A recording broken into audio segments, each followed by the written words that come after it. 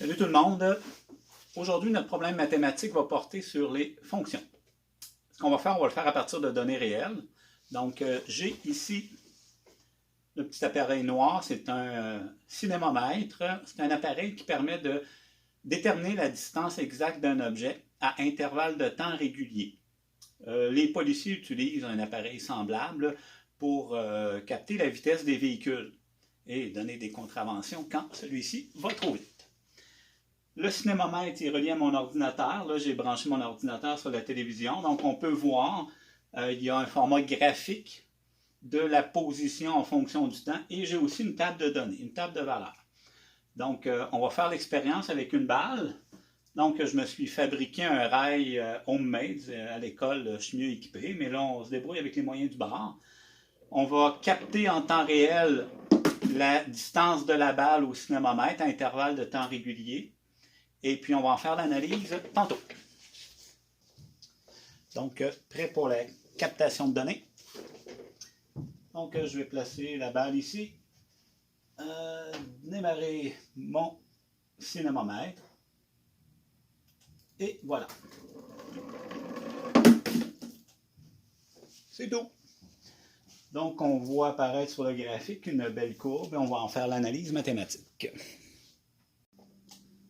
Bon, eh bien, on peut passer à l'analyse des données. Donc, on voit sur le graphique, bon, je peux jouer avec les axes. Donc, le graphique de la position en fonction du temps. On voit que l'expérience s'est déroulée sur une période d'environ 3 secondes. Que la balle s'est rendue à une distance de tout près de 2,2 mètres plus loin que le cinémomètre. Alors, on va regarder ici, à l'écran. Donc, on a la table de valeurs dans la partie de gauche. Le temps a été pris à chaque dixième de seconde, donc 10 données par seconde. Et on a la position qui est en mètres, donc 0,154, ce qui veut dire 15,4 cm. C'était la position initiale entre la balle et le cinémomètre. On voit que cette position-là est à peu près semblable pendant les 6 premiers dixièmes de seconde. Et ensuite, la balle s'éloigne du cinémomètre. Donc, la balle était à l'arrêt, vous l'avez vu tantôt dans la manipulation. Donc, dans notre analyse, on ne tiendra pas compte de ces premières données-là. Si on s'éloigne, on voit à un moment donné que la distance entre la balle et le cinémomètre reste à peu près constant. Donc, à partir de 2,7 secondes, la balle était rendue à l'extrémité du rail. Donc, on va faire l'analyse de ces quelques données-là. Donc, on peut voir ici le genre de graphique que l'on a. Alors, regardons attentivement cette fonction à partir du graphique. On voit que c'est une ligne courbe. Bon, le bout plat ici, c'est lorsque la balle est à l'arrêt. Si on n'en tient pas compte, si je glissais mon graphique comme ça. Donc, sans voir la première partie, on voit bien ici qu'il y a une ligne courbe. Alors, quel type de fonction ça pourrait être associé? Donc, j'ai démarré un petit Desmos. Donc, ce que vous connaissez bien comme type de fonction, jusqu'à maintenant, ben, la fonction de degré 1, qui est une droite oblique. On voit l'équation. Ici, y est égal à 2x sur 3 plus 1. Donc, valeur initiale, 1. Un taux de variation de 2 sur 3, ce qui nous donne ce genre de graphique. Donc, si je ramène ça dans le cadran 1, un peu comme dans l'expérience, donc, même si on voit seulement que le cadran 1, on voit très bien que c'est une droite. Ici, j'ai une fonction exponentielle. Y est égal à 1,5 exposant x. Donc, on voit très bien la courbe. Lorsqu'on voit tous les cadrans, on peut facilement l'identifier. Si je suis seulement dans le cadran 1, on voit le genre de courbe que l'on obtient. Maintenant, voici une équation du deuxième degré que vous connaissez. Donc, une ligne courbe. Quand on voit tous les cadrans, on voit très bien que c'est une parabole. Si je prends le cadran 1 seulement, c'est une demi-parabole, c'est une ligne courbe, et je vais juxtaposer notre fonction exponentielle à côté. Donc, c'est des courbes qui peuvent se ressembler beaucoup. Si on voit l'ensemble du graphique, on peut facilement les reconnaître, mais si on a seulement qu'une partie du graphique, c'est plus compliqué. Donc, comment faire en regardant la courbe dans le cadran 1 pour déterminer si on a une fonction exponentielle ou une fonction quadratique? Alors, ce que j'ai fait, j'ai copié les valeurs de la table de valeurs et je les ai mises dans une feuille de calcul Excel. Donc, ici, on a dans la colonne B les intervalles de temps. Dans la colonne C, la position de la balle par rapport au cinémomètre. Donc, j'ai commencé mes valeurs à partir de 0,5 secondes parce que les 5 premiers dixièmes de seconde, la balle était à l'arrêt. Donc, on avait une ligne qui était horizontale sur le graphique. Donc, on ne tiendra pas compte de ces valeurs-là. Vous connaissez la technique pour calculer la pente, donc le taux de variation d'une droite à partir de la table de valeurs. Donc, on calcule les écarts de x que je vais faire ici. Donc, avec Excel, c'est assez facile de le faire. Donc, j'indique une petite formule. Je demande à Excel de calculer l'écart entre x numéro 2, qui est 0,6 secondes, et x numéro 1, qui est 0,5 secondes, ce qui me fait un écart de 1 dixième de seconde. Et je peux copier cette formule-là. Donc, on a des écarts constants de 1 dixième de seconde à chacune des étapes. Je vais faire la même chose pour calculer l'écart des Y. Donc, je vais lui demander de calculer l'écart entre Y2 et Y1, ce qui fait un écart de 0,005 m, donc 5 mm entre la position de la balle lors de la première captation de données et la deuxième, et je vais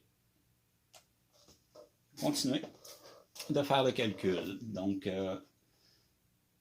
1 dixième de seconde plus tard, bien, la balle avait franchi 1,3 cm, 2,1 cm, et on voit que la distance, l'écart, augmente de façon continue jusqu'à la fin. Ce qui fait que si on veut calculer la pente, donc c'est l'écart des Y, donc oui, divisé par l'écart des X, on obtient une pente qui varie à chaque dixième de seconde. Donc, on peut facilement conclure que le graphique n'est pas une fonction du premier degré, donc on n'a pas une droite oblique. On le voyait très bien avec le graphique. Ça élimine cette hypothèse-là. Donc, OK. Maintenant, pour déterminer si c'est une fonction quadratique, donc du deuxième degré, à partir d'une table de valeurs, ce qu'on peut faire, c'est d'aller calculer ce qu'on appelle le deuxième écart. Donc, l'écart des écarts. On a calculé les écarts de Y en faisant Y2 moins Y1 dans la colonne D ici. Si je calcule maintenant les écarts ici, entre eux, si ce deuxième écart-là est constant, bien, on est certain d'avoir une fonction quadratique. C'est ce que je vais aller calculer ici dans la colonne G. Donc, je vais demander d'aller prendre la valeur ici, 0,0013 moins L.005. Donc, on a un écart de 0,008. Donc, on va demander à Excel de calculer la suite. Et on obtient comme résultat 0,08009, des 0,08 à 1,10. Donc, c'est des valeurs qui sont très semblables. Donc, on peut conclure qu'on est en présence d'une fonction du deuxième degré. C'est tant mieux. On n'aura pas besoin d'aller vérifier si c'est une fonction exponentielle, qui est une technique beaucoup plus complexe pour déterminer à partir d'une table de valeurs si on a une fonction exponentielle. Donc, tant mieux, on n'a pas besoin de le faire. Alors, c'est confirmé, on a une fonction quadratique, la courbe qu'on avait sur notre graphique suite à notre expérimentation, elle est de cette forme. On sait qu'une fonction du deuxième degré, une fonction quadratique, peut s'écrire sous trois formes. Donc, sa forme générale, que l'on a ici, f de x est égal à ax2 plus bx plus c. Donc, on peut déterminer cette équation-là si on connaît l'ordonnée à l'origine et qu'on connaît une deuxième valeur de notre courbe. Ce serait possible de le faire. On a la forme canonique avec le sommet HK et on a aussi la forme avec factorisée, donc avec les zéros. Dans notre cas, bien, il n'y a pas de zéro. On peut présumer que notre sommet va être ici notre première valeur où la balle s'est mise en mouvement, donc à 0,5 secondes. Donc la position était de 0,163 mètres. Donc ça va être notre sommet. Et tous les autres points qui suivent sont des points de notre courbe.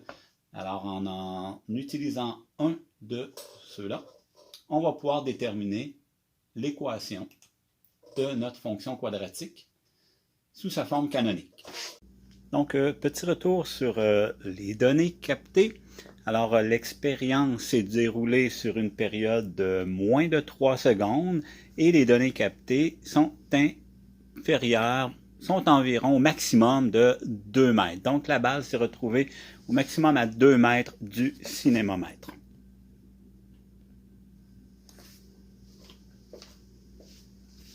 Alors, j'ai deux questions pour vous.